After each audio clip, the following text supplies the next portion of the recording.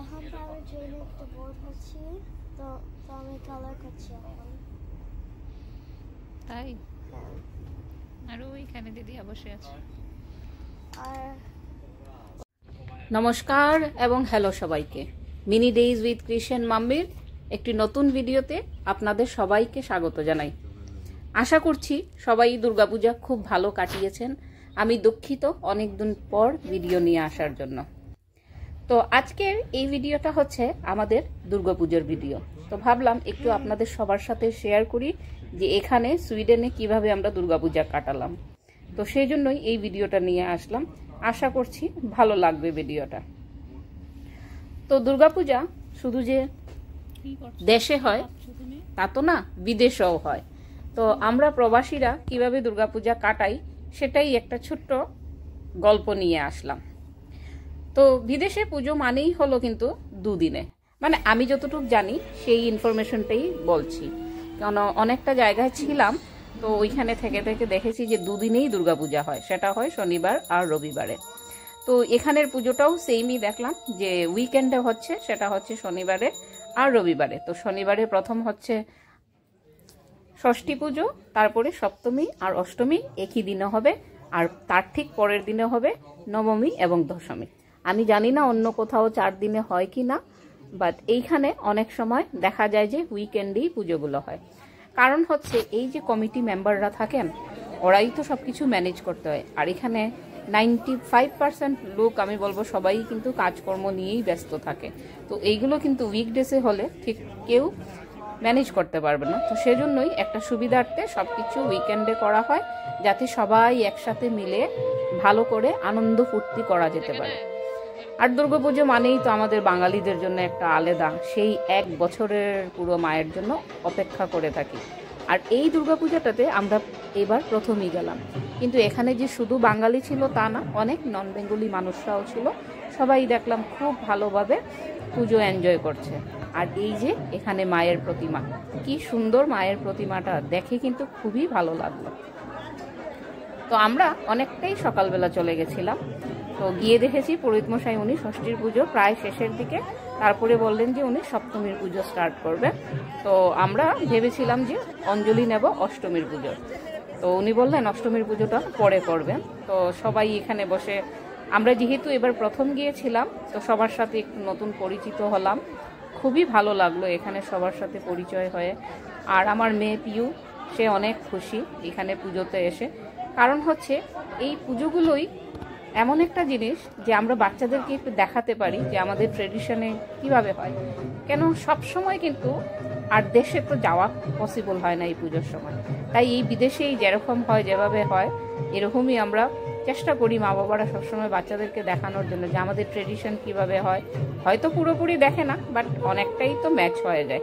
এখানে কিন্তু সব কিছু ট্রেডিশন মেনটেন করেই পুজো করা হয়। আর এই পুজোগুলো জেনারেলি কোনো কমিউনিটি হলে বা স্কুলে করা হয়, কোনো সময় কোনো পার্কেও করে, সে পার্ক যদি অনেকটা বড় হয় তো সেজন্য অনেক ফর্মালিটি মেনটেন করতে হয়, তাও আবার অনেক দিন আগে থেকে। কিন্তু তো এই পুজোতে যে আমরা গিয়েছিলাম, আমরাও অনেক আগে এই পুজোর জন্য রেজিস্ট্রেশন করেছিলাম।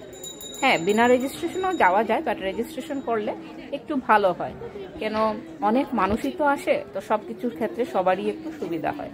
তো এগুলো অনেক আগে থেকে কমিউনিকেশন করা হয় সবার সাথে, যে কে কোথায় পূজাতে যাবে ওইভাবে খোঁজ করে। আমরা যেহেতু বাঙালি, পুজোর খুঁজে আমরা কিন্তু এক্সপার্ট, তো খোঁজ করে করে বের করি কোথায় পূজা হচ্ছে কোথায় না। তো এরকমভাবে আগে প্ল্যান করা হয় যে কোন দিন আমরা কোথায় যাব। তো যাই হোক, এই বলতে বলতে অনেকটাই কিন্তু পুজোর দিকে আমরা অষ্টমীর পুজো স্টার্ট হয়ে গেছে।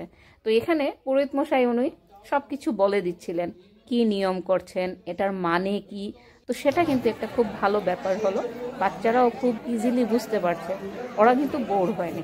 এছাড়া বাচ্চাদের জন্য, মানে ছোট বাচ্চাদের জন্য অনেক অ্যাক্টিভিটিও ছিল, যাতে ওরা তো আর সবসময় বসবে না। যেমন আমার ছেলে ক্রিস, ও হচ্ছে 6 বছরের, তো ও তো আর পুরো বসে বসে পুজো দেখবে না, তো ওদের জন্য আলাদা অ্যাক্টিভিটি করা হয়েছিল, যে কম্পিটিশনে কালার পেইন্টিং করবে, কেউ কেউ কালার করবে, এইজ ওয়াইজ এগুলো করা হয়েছিল।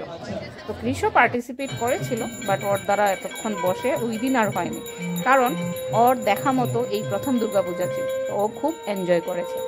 আর তারপরে ওইখানে যাওয়ার পরে একটা ফ্রেন্ডও পেয়েছে, তো ফ্রেন্ড পেলে তো বুঝেই কি ব্যাপারটা হয়।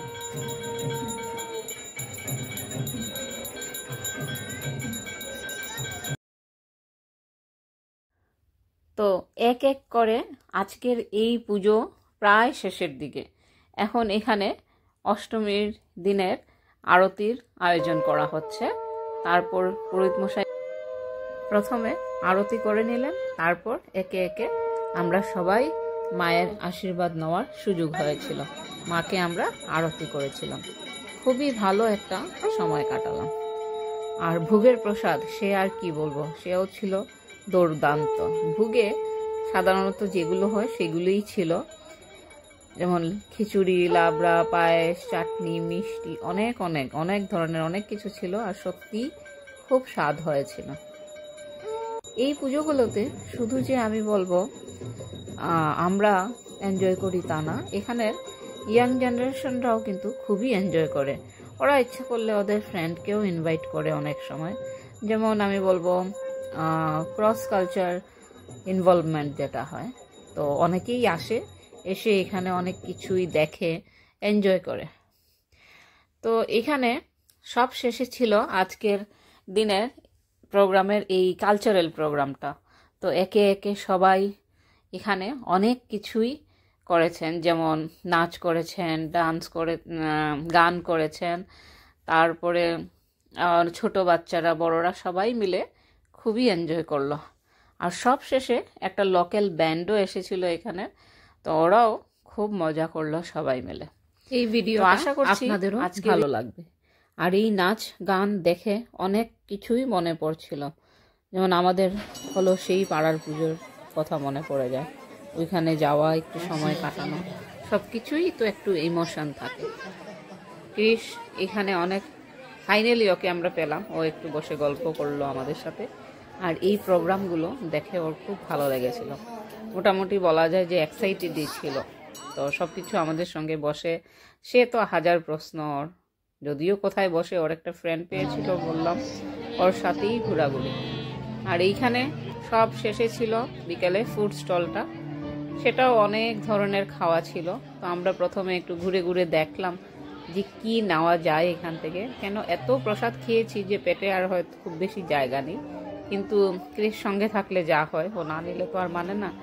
ওই ঘুরে ঘুরে একটু দেখলাম যে ওরা কি নিয়ে এসছে, যে ফুড স্টলগুলো যারা বসিয়েছে, তো অনেক কিছুই ছিল। তো আমরাও টুকটাক নিলাম, নিয়ে খাওয়া দাওয়া করে এখান থেকে আজকের জন্য মায়ের কাছ থেকে বিদায় নিচ্ছি। আর আজকে সত্যি সারাদিন এত ভালো কাটালাম, সবার সাথে দেখা হয়ে, পরিচয় হয়ে খুবই ভালো লাগলো। তো তাই ভাবলাম একটু আপনাদের সাথেও শেয়ার করি যে আমরা কিভাবে এইবারের দুর্গাপূজাটা কাটালাম। তো আশা করছি ভিডিওটা ভালো লাগবে। যদি ভালো লাগে থাকে তাহলে একটা লাইক, শেয়ার এবং কমেন্টস করে জানাবেন। আর দেখা হবে আরও একটা ভিডিওতে, যেটা হচ্ছে আমাদের দ্বিতীয় দিনের ভিডিও, তা হচ্ছে নবমী এবং দশমীর। সবাই ভালো থাকবেন, সুস্থ থাকবেন।